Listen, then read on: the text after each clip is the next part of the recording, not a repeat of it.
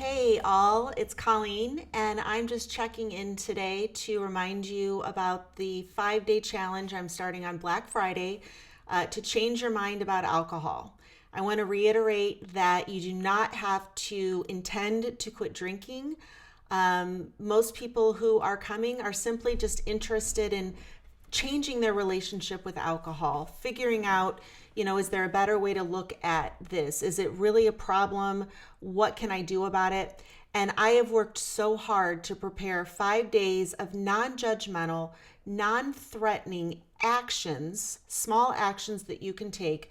And the most important ones are about showing up to the call or watching the replay if you can't attend live, because you can't think your way sane.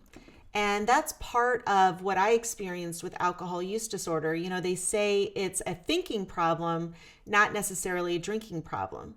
And for sure, when I quit and discovered that it was actually way easier than I thought it would be to give up alcohol because I felt so much better, I did discover that the true battle was in my beliefs and processing my emotions. Sobriety for me isn't the end goal. It's not the destination. I don't identify as a person who's sober. It's more about recovery. And to me, recovery is learning how to get out of your own way, learning how to become a person who takes care of yourself. I mean, if I had to say, how do I identify, it would be as a person who takes care of myself and who acts in my own best interests. And most importantly, knows how to self-correct when something doesn't go right, when I have an experience that isn't what I thought it would be, such as drinking. I was a regular drinker. I drank every day, and I thought that was normal and healthy to some extent because I was pretending I didn't read the literature. A glass of wine or two is not the same as a bottle of wine or two, but anyway, no judgment. So I just want to explain real quick how I'm going to do the change your mind process. There are basically 3 steps to changing your mind. And the first is knowing that it's possible to change your mind. And so when I talk about how do you know it's possible, I'm going to show you the mechanism by which your mind changes naturally so that you can take control of the process. If you think about what stuff you were wearing 5 and 10 years ago, or how you did your hair, or things you thought were cool, and you look back and you're like, oh my God, that's an example, a simple example of how your mind changed over time. And I'm going to tease out the mechanisms that take us from wearing the skinny jeggings back to the, high-rise boot cut jeans. I mean, how does that happen? How do we put those clothes on one day and think they look horrible, and 5 years later we're rocking them and thinking we look like, we're amazing? How do we do that? Well, the first thing that we do is you have to be exposed to new ideas, new concepts. And the first time we see things, often it's foreign, it's not normal, it doesn't feel comfortable. But then the second thing is the more it becomes normalized, the more we see it in other people. Humans are tribal. We kind of monkey see, monkey do with other people.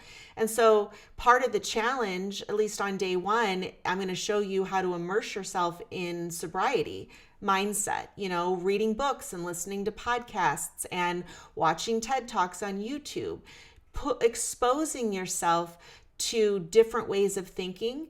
Because if you're like I was, you're probably not doing that. And so the only thing you might think of when you think of sobriety is the AA people, good people. But for me, that's not what I wanted. And so I avoided and procrastinating putting down my drink because I thought that meant that I was going to have to say I'm an alcoholic and, go to meetings all the time and all that. It absolutely didn't mean that.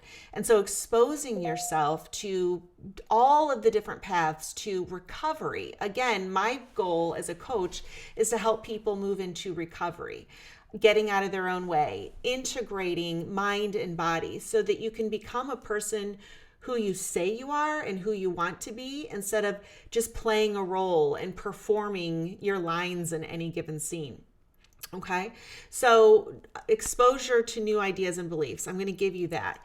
Normalizing the behavior, finding role models. Some of my favorite, I'm not a huge celebrity stalker, but I love, Drew Barrymore had an article out in her magazine this week about how giving up alcohol, affected her and how it's the best thing she's ever done. And there's hundreds of other celebrities that I follow that, inspire me. And honestly, before I ever quit drinking, some of those were the seeds that planted the possibility that sobriety could be a superpower, was listening to the people that I admire in pop culture talk about how they gave up drinking and it's the best thing they ever did. So exposure, normalizing the behavior. On day 3, we're going to get into the nervous system and how, in order for your mind to change, you have to be in a state of calm and stillness. You need to feel connected and safe. And so trying to think your way, when maybe you're in a hangover state or you have a lot of anxiety or your life is just overbooked with things that you have to do. And so you're living in survival mode. When you're in that state, you can't change your mind. You're operating on a subconscious default. Your brain is on autopilot. Okay, so on day 3, we're going to get into the nervous system. And, we all know triggers of things that stress us out. I'm going to be talking about the glimmers, the cues of safety that make your heart lift, little tiny sparks of emotion where you're like, I want more of that. I'm going to teach you how to follow those almost like little breadcrumbs into tiny little actions, such as attending the challenge live or listening to the replay or listening to a book. When you feel that response in your body of, I want to do that, you just start leaning more into that instead of trying to use shame and pain and willpower to avoid something that's bothering you. You want to find the motivation to do the things that nurture you and support you and lift you up. Okay, so the first step of changing your mind is knowing that it's possible. And I'm going to show you and take you through that process. The second thing is then when you want to change. You have to want to change. You have to realize that trying to change your behavior, drinking less, buying less booze, cutting yourself off after 2, using willpower and discipline to force yourself to behave in the way that you should.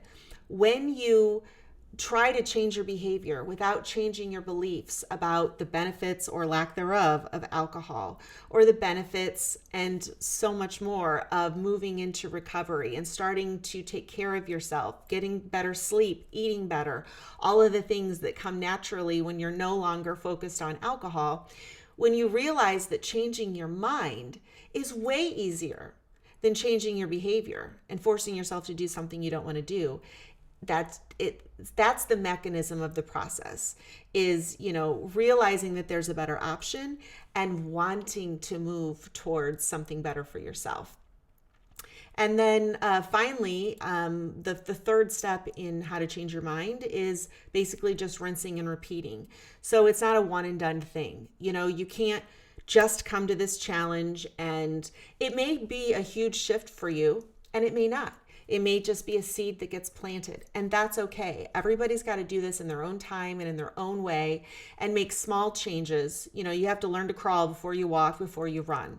Okay. And so I'm going to show you how just continuing to expose yourself to new ideas and to do the things that feel good, leaning into the small things that feel good, and you just start rinsing and repeating, eventually you get where you're going. There's a great analogy that says if you change the direction of a ship's rudder by 1%, it'll land on a different continent. It'll land on a different continent. And that's what my 5-day challenge is going to do. It's going to help you readjust your rudder so that no matter what you do, you're starting to move in the right direction. So I'm going to pop a link to register for the challenge in the comments. And I'm not going to be live like this on Facebook. If you want to attend the live sessions with me and get free coaching, or if you want access to the replays, I'm doing them all on Zoom. It's just easier. And so, and it's also a little bit more intimate. We're not going live on social media. I don't like that. So do go into the link and register. So you just put your email address. You'll get an email from me that is confirming with your calendar what the dates are, and then each day after after we do the session, I will send the replay out. So make sure that you register. Email me if you have any questions. Let me know if you have any questions or things that you specifically want me to talk about. And I'll see you Black Friday, 1 o'clock. Be there. And if I don't see you before, happy Thanksgiving.